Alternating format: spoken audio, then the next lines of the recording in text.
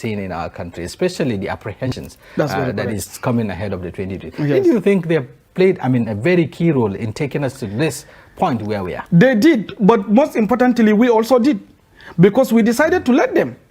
You know definitely that somebody who has a thought process 40, 30 years ago can never be the same now. It is like having a child in your own house who is growing up. You find out that the way he attends to computer is very different the way you attend to computer in this modern age. And the entire governance system has been transformed in so many countries. Meanwhile, Nigeria, we are reversing back. So therefore, since we are now in democracy, the people of the country must have to take decision to look at the content of the candidate they are voting, not the party or the people surrounding the candidate or what they can get in their pockets, but the content and the quality of the individual that is presenting himself for a vote. That is the only way we can push forward away from the situation we are finding ourselves now to the new situation that is going to better the lot of Nigerians. Yeah, well, we're beginning to see, the pendulum swing in that direction, for instance. Yes. We're beginning to see political parties, even though they're yet to decide, but ultimately, perhaps they would decide to throw the contest open. Yes. The APC and the PDP alike. The issue of zoning, which is, one critical decision that has to be taken, will define that moment. And if that happens, perhaps some would say we are beginning to see a paradigm shift, in terms of who takes what. We're now looking at merit. Perhaps meritocracy would now take effect, as against the parochial interest, the zoning and what have you. It has to be zoned to my region, microzone to my, and so on and so forth. Do you see, how do you think this will play out in the coming days? Yes, the thing is, zoning, I think, is an arrangement of the elite. And the country is a sharing formula country from the beginning. Whoever takes this share this time, the next time the other guys will now take their own share. So it has been a sharing formula. Abolition of zoning, whether the elite decided to do it or not, I don't believe we younger population or younger generation believe in anything other than meritocracy. And the merit must be more into understanding what Nigeria is and how it can transform from what it is today to what it should be. Because we don't believe Nigeria is supposed to be a kind of a politically charged atmosphere. It was supposed to be an economically integrated unit. If you go back to even since the colonial masters, what they came to exploit in Nigeria was the economic potentials, not our politics.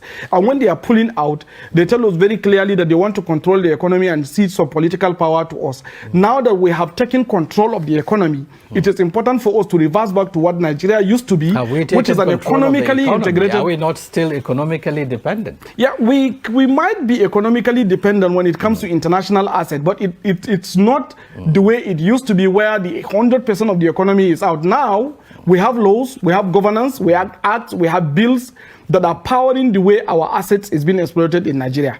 But of course, because of some shady arrangement that is being made between some political actors now and the international community, these resources are denied access by mass majority of Nigerians. So all you need to do, like I always give reference to NNPC, I don't believe it should be just Nigeria Limited. It is like a private liability company, although owned by government, but it shouldn't be private liability company. It should be publicly listed. What is wrong in listing NNPC on Global Stock Exchange? So that every human being in every place of the world can have a stake in it. Because what we need from NNPC is the dollar to be able to power our infrastructure plan and expand and grow the economy so that we can be able to transit away from the poverty that we are today and transform our lives into far better citizenry. We need more dollars to come into the economy. Now, if you ask the government, why are we not building X and Y? They will tell you that there is not enough dollars. And in National Assembly, we're throwing money into repairs. We're spending money to repair already moribund, refineries. Yes, I don't know. You see, refinery, I really don't see even refinery as a very strategic investment. People are shouting that we should have refinery in Nigeria. This is a global supply chain world. In fact, sometimes it's like if you look at the calculation, it is you have only 2% differences between refining from outside the country and refining into the country. And if you look at the total amount of jobs created by the fossil fuel industry in Nigeria or in any country where fossil fuel is the main driver of the economy, let's say Saudi Arabia, for instance, with Aramco, or maybe Russia, Russian total number of employees in the entire oil and gas industry are 1.1 million people. So it doesn't really give the jobs we think about. Like in Nigeria, I think when you look at both the public sector and the private sector, the combination of the jobs that is created as a result of oil from exploration to pump is less than 250,000 people.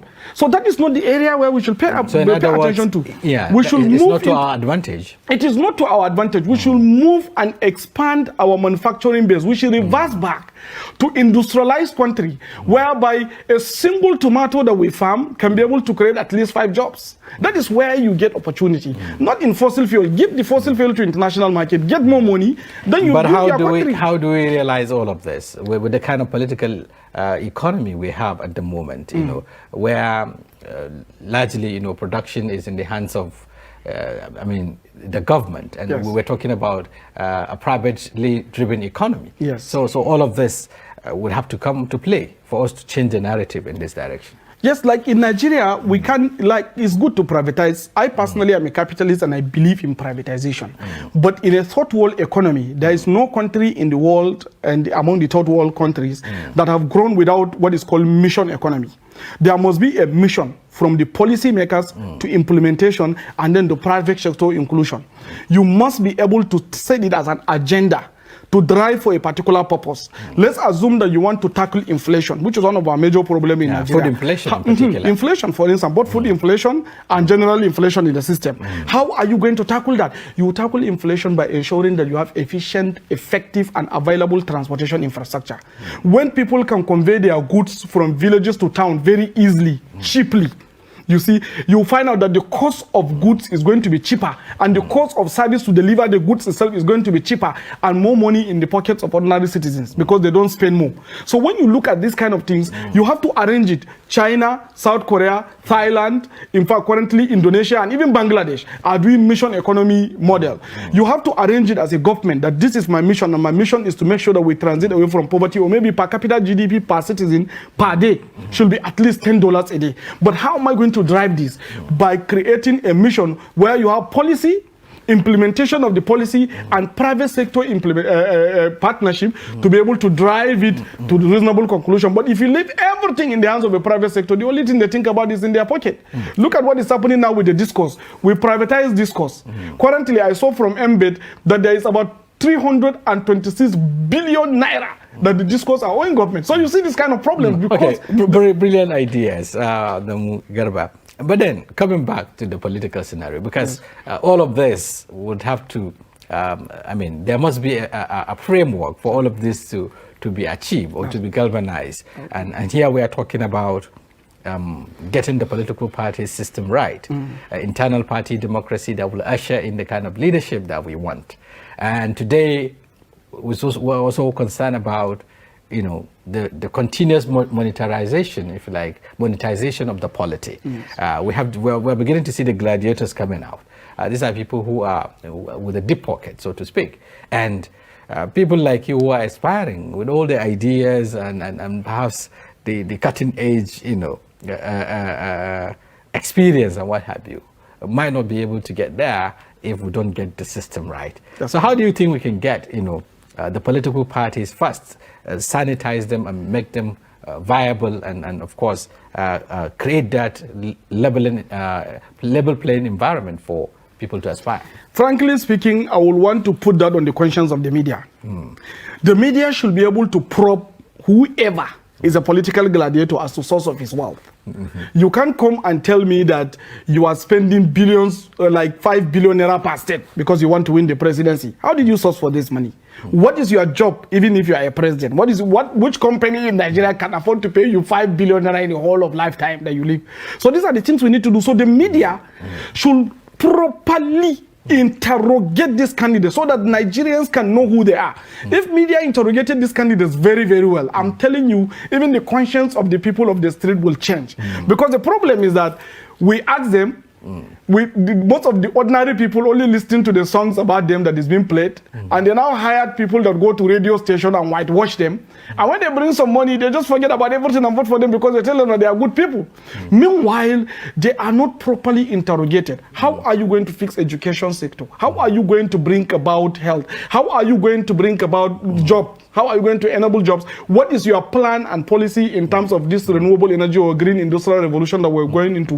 What are your plans regarding farming? What is your plan regarding manufacturing? What is your plan regarding... So they have to answer, and they also have to answer the source of their wealth. If the media started interrogating them this way, they will be afraid of bringing money out, and people like us can be able to emerge. Okay, talking about the media, but the media alone cannot do it. You know, we have the institutions that are saddled with the responsibility of ensuring that the guidelines are followed. We have these guidelines in terms of spendings, political spendings. But Shafiu, the INEC, you know, the EFCC are there to monitor all of this. I agree with you, but Shafiu, right? You see, Nigeria, what works faster is actually media judgment. Media judgment works faster than the court rulings. Once somebody has been identified for who he is and his sources of income are properly digested and made open. Because you can't come and say you want to be a president of my country and I don't know the sources of your income. I have to see your book, I have to see your asset declaration, and you have to make it public. And every investigative journalist should investigate and see that that is actually what is your asset. Anything that is connected to this, then is a problem. And the mode of your spending should also be properly monitored. INEC should be empowered. The media should interrogate the empowerment of INEC regarding these things so that we can get it right. Okay, that's that. Okay, talking about also the recruitment procedure and the processes, you know, the electoral laws and what have you. Getting them right is also very important. Here we are with the National Assembly repackaging or, you know, revisiting the Electoral Act Amendment Bill, taking it back to the President for assent and what have you. There are far-reaching recommendations there that Nigerians would want to see come to fruition. What's your take on that as we package? Yeah, frankly, what the direct primary election was actually what I went for. You know, but of course there are a lot of confusion that some people say that we have to do indirect because of logistics and all those kind of things. But there is a way I look at the direct primary. It has to be democratized. But there is a way you look at it. That's why it's important to have a mission economy. Let me land there. You see, election is an industry. I know election is an industry. Yes. Each polling unit, if you are going to conduct direct primaries, there are a lot of monies. About this 500 billion that INEC is budgeting is going to go to each polling unit, meaning each street is going to benefit from direct primaries. That means you have created another economy. So why can't you just push? At least it's better than empower to the base of money, because people will work to be able to contribute to electoral process, and then you also have direct and most democratic primary election. Okay. But I agree that we need all the options to be on the table. Okay, thank you very much, Madam Adamu Garba, for talking to us on Daily Politics. We really appreciate your perspectives. I also wish you well ahead of the convention, of course, subsequent engagements. Thank you very much. Thank you. So in case you're just joining us, this is where we come to the end of today's Daily Politics. And it has been coming to you live on Trust TV.